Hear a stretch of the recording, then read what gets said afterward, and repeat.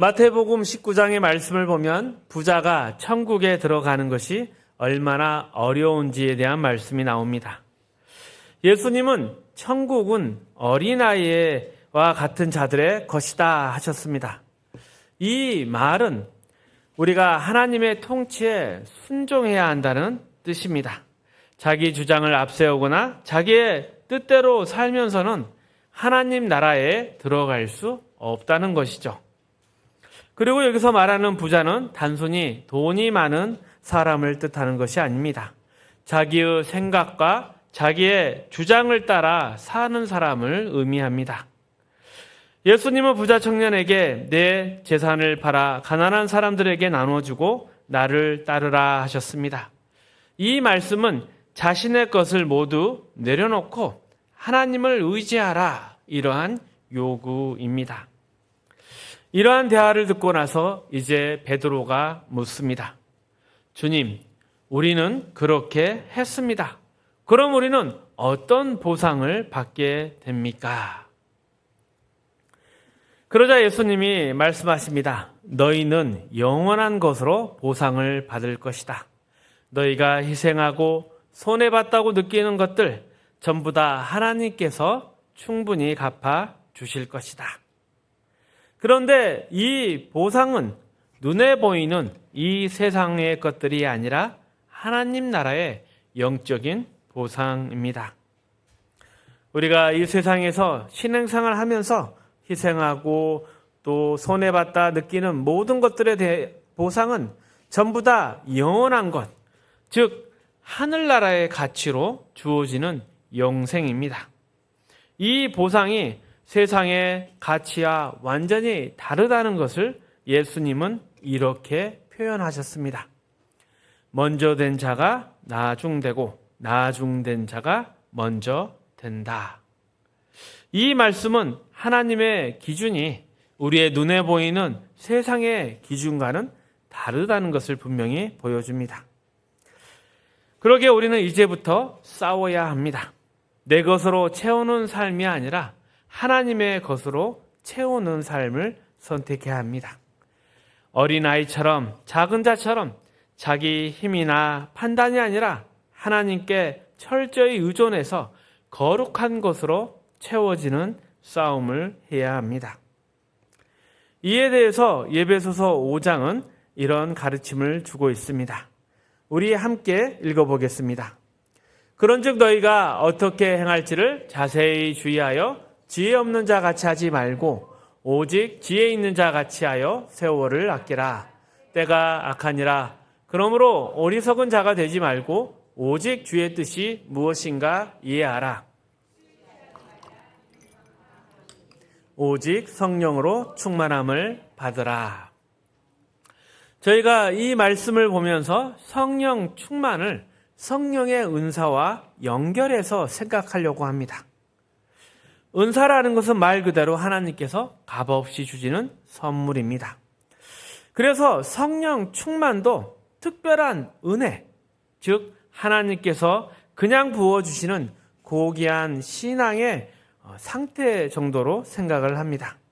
하지만 이 에베소서 5장 18절에서 말하는 성령 충만은 그런 내용이 아닙니다. 여기서 말하는 성령 충만은 단순히 선물로 받는 그런 차원이 아니라 우리가 노력하고 훈련하고 연습해서 도달해야 하는 우리 삶의 실질적인 상태로 설명되고 있습니다. 이 성령 충만이 술 취하지 말라 이는 방탕한 것이니 오직 성령 충만함을 받으라. 이 성령 충만과 술 취하지 말라 이것이 함께 등장하고 있고 서로 대조되는 개념으로 설명되고 있습니다. 우선 술에 취한다는 것은 어떤 상태입니까? 정상적인 판단이 흐려지고 뭔가 생각이나 책임이 사라지고 시간이 그저 낭비되며 아무것도 남지 못하는 상태입니다. 성경에서 말하는 방탕은 단순히 부도덕한 상태가 아니라 삶을, 기회를 허비하고 낭비하는 것을 의미합니다. 그러니 술에 취하면 그 시간이 기억도 안 나고 또 필름도 끊기는 것처럼 책임도 결과도 없는 시간이 됩니다. 나중에 깨어나서 후회할 일들만 쌓이게 되는 것이죠. 그래서 바울은 그런 삶이 아니라 의식 있고 생각 있고 또 책임 있게 사는 삶, 이러한 삶을 성령 충만한 삶으로 표현하고 노력하고 훈련해야 한다 권면하고 있습니다. 성령 충만은 정신을 잃는 것이 아니라 오히려 정신을 더 또렷이 차리고 분별과 책임을 다하는 삶입니다. 그리고 이것은 훈련과 실천을 통해서 매일매일 우리가 살아내야 하는 신앙의 삶입니다. 우리는 이 말씀이 마태복음 19장에서 가르치는 것과 정확히 일치하다는 것을 알 수 있습니다. 너가 영생을 얻으려거든 계명을 지켜라. 이 계명을 지킨다는 것은 구원의 조건이나 규칙을 의미하는 것이 아닙니다. 예수님은 우리 안에서 선한 것, 거룩한 것이 스스로 생겨나지 않는다는 사실을 이미 충분히 지적하셨습니다. 이 선함과 거룩함은 오직 하나님으로부터만 옵니다. 우리는 스스로 그 경지에 도달하거나 나아갈 수 없습니다. 그래서 계명을 지킨다는 것은 우리 안에 있는 제약된 본성과 욕망을 억누르고 그 자리를 하나님의 것으로 채워가는 싸움입니다.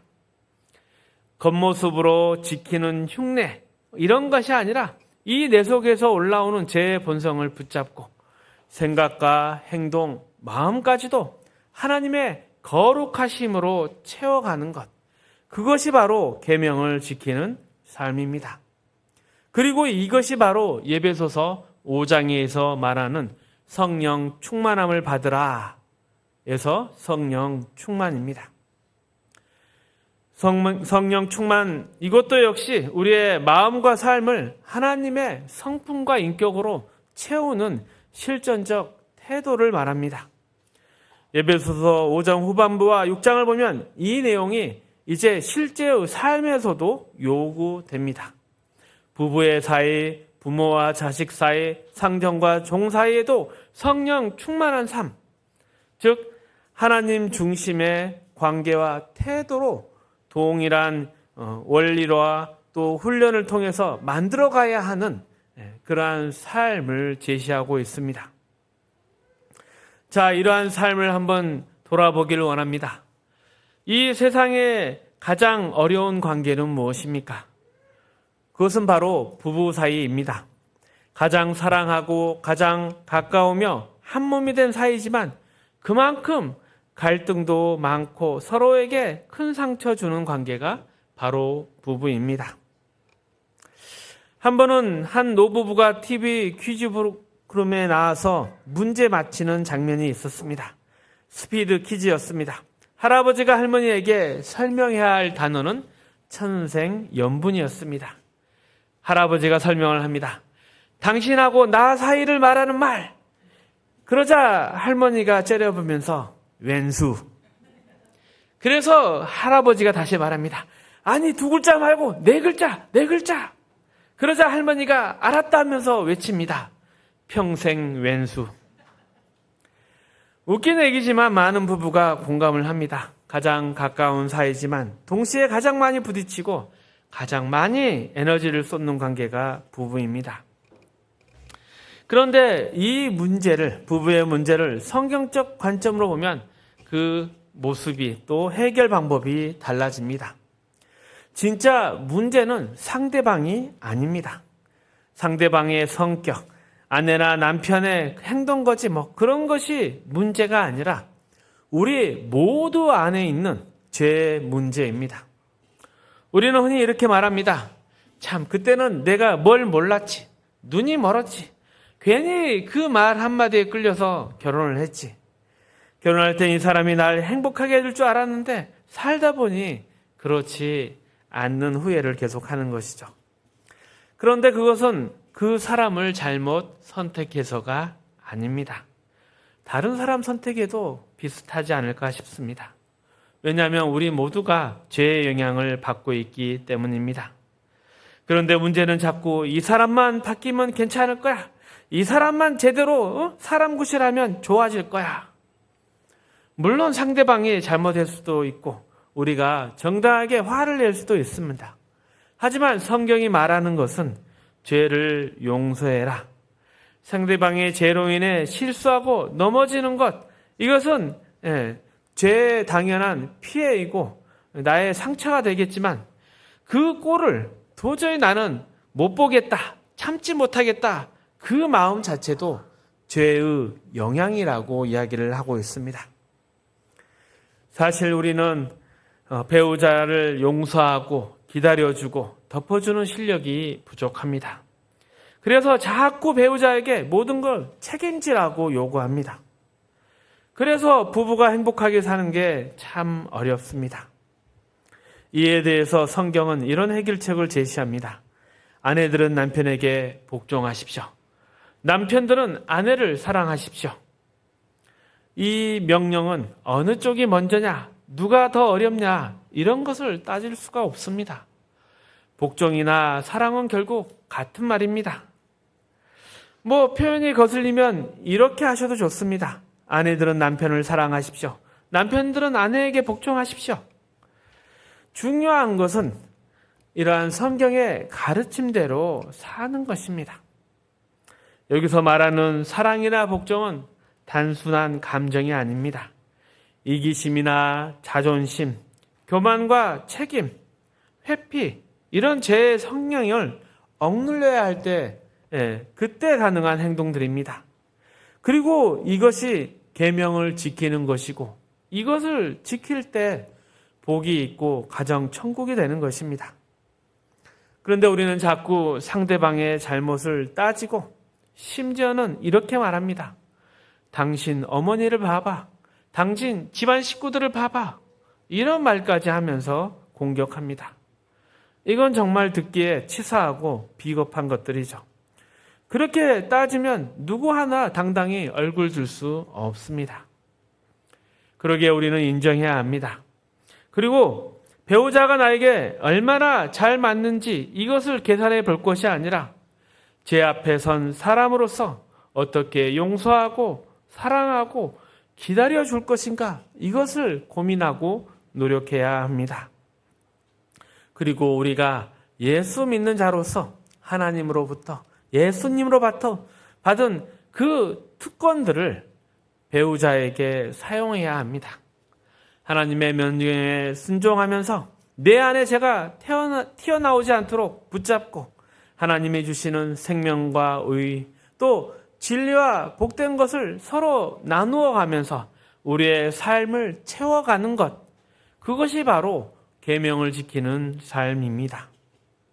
그리고 이런 삶을 살 때 에베소서 5장은 이런 약속을 하고 있습니다. 26절에서 27절 말씀 함께 읽어봅니다. 이는 곧 물로 씻어 말씀으로 깨끗하게 하사 거룩하게 하시고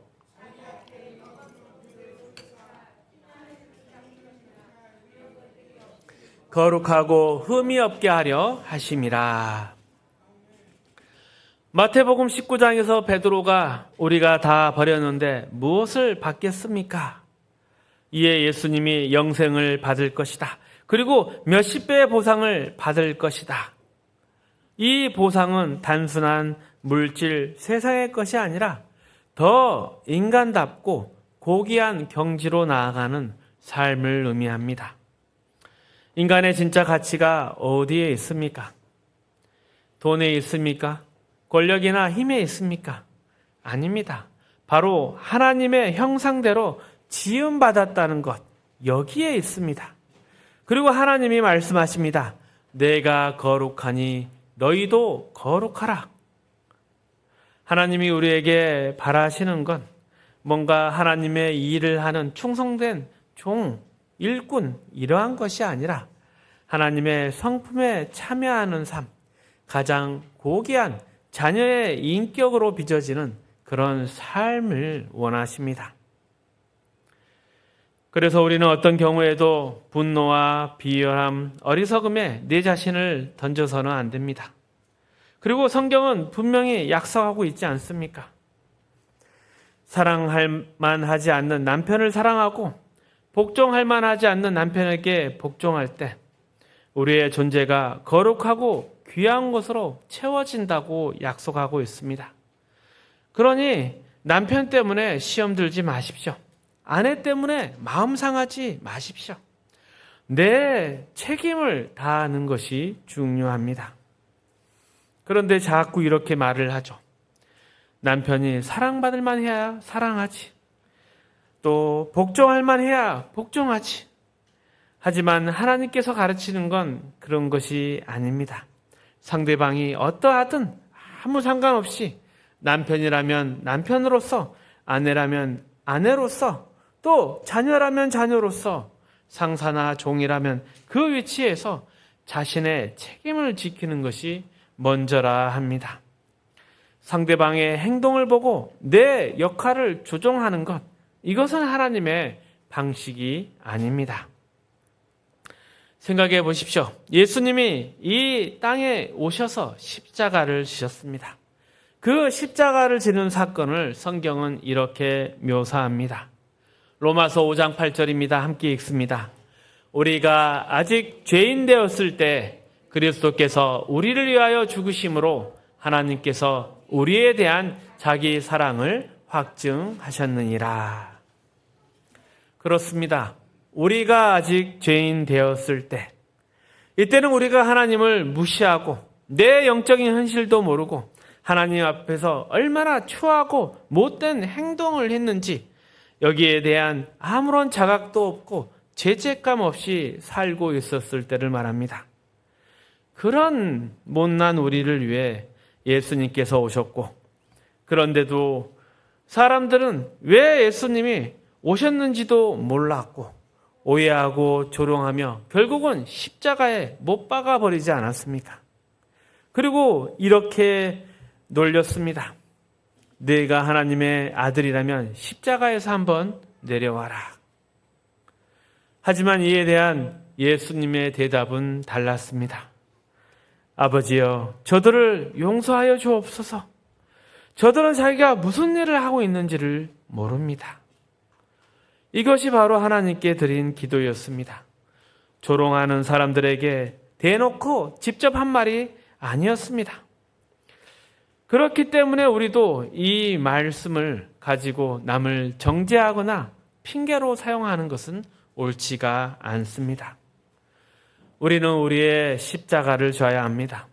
하나님의 뜻대로 살고 하나님이 원하시는 삶을 따라 살며 우리 안에 제약된 성품이 나오지 않도록 내 자신을 늘 단련하고 절제하며 살아가야 합니다. 갈라디아서 5장에는 이런 삶에 대해서 이야기를 하고 있습니다. 16절 18절 말씀을 함께 읽어봅니다. 내가 이르노니 너희는 성령을 따라 행하라. 그러면 육체의 욕심을 이루지 아니하리라.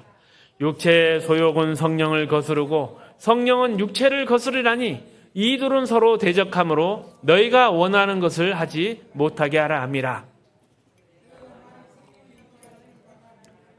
율법 아래에 있지 아니하리라. 성령을 따라 살면 육체의 욕심을 따를 틈이 없습니다. 둘의 방향이 완전히 반대이기 때문입니다. 그런데도 우리는 우리의 죄된 본성을 그대로 두고 그 가운데 분노하며 상처 주는 이유, 왜 이런 삶을 살아가는가 하면 우리가 성령을 따른다고 하면서는 실제로 따르고 있지 않기 때문입니다. 그리고 또 오늘날 많은 그리스도인들의 신앙에 힘이 없고 자꾸 실패한 이유도 마찬가지입니다. 우리가 사랑할 만한 사람만 사랑하고 책임질 만한 일만 책임지려고 하기 때문입니다. 하지만 예수님은 그렇게 말하지도 행하지도 않으셨습니다. 우리는 사랑받을 자격이 없는 사람도 사랑해야 하는 것이고 내 짐이 아니어도 기꺼이 대신 져야 하는 것이죠. 그래서 세례 요한은 예수님을 이렇게 소개했습니다. 보라, 세상 죄를 지고 가는 하나님의 어린 양이다. 자기의 죄 때문이 아니라 우리의 죄 때문에 오셨고 그 예수님께서 이제 우리에게도 같은 삶을 요구하고 계십니다. 아무든지 나를 따르려거든 자기를 부인하고 자기 십자가를 지고 나를 따르라. 우리의 신앙을 돌아봅시다. 그리고 지금 무엇을 해야 되는지 분명히 생각하고 노력해 봅시다. 가정에서 이웃과의 관계 속에서 만나는 모든 사람과 일들 앞에서 하나님의 사람으로 살아가야 합니다. 자기를 부인하고 내 십자가를 지고 그리고 성령 충만으로 가는 삶. 세상 풍조대로 살지 말고 핑계대지 말고 감정에 끌려가지 마십시오. 우리가 가야 할 길은 십자가의 길이며 이 길이 우리의 자랑이며 영광입니다. 그리고 이 길을 따르는 인생 그 자체가 얼마나 귀하고 복된 줄을 여러분은 반드시 알게 될 것이고 누리고 나눌 수 있게 될 것입니다. 말씀을 정리하겠습니다. 예수님은 부자 청년에게 재산을 팔고 나를 따르라 하셨습니다. 이 말씀은 단지 돈을 포기하라 이런 뜻이 아니라 자기의 생각과 자기의 주관을 내려놓고 하나님께 순종하라는 초대였습니다. 그리고 이렇게 우리가 포기한 것들에 대한 보상은 이 땅의 것이 아니라 영원한 생명과 하나님의 나라의 가치로 주어진다 말씀하셨습니다. 그래서 우리는 이제 더 이상 내 것으로 채우는 삶이 아니라 하나님의 것으로 채워지는 삶을 살아야 합니다. 에베소서와 갈라디아서에는 이를 성령 충만한 삶이라 부르고 있습니다. 성령 충만이라는 것이 특별한 은사가 아니라 매일매일 훈련하며 실천하는 실제적인 삶이라 이야기를 합니다. 그리고 그 열매는 부부와 부모, 자녀, 이웃과의 관계에서 드러난다고 합니다. 우리 자신을 부인하고 내 십자가를 지고 예수 뒤를 따르는 삶, 이것이 우리가 걸어가야 할 십자가의 길이며 또 하나님의 명령이기에 우리의 참된 신앙의 길입니다. 그리고 이 길을 통해서 우리는 자녀의 기쁨과 보람, 영광으로 나아갈 것입니다. 승리하는 저와 여러분 되시기를 축복합니다.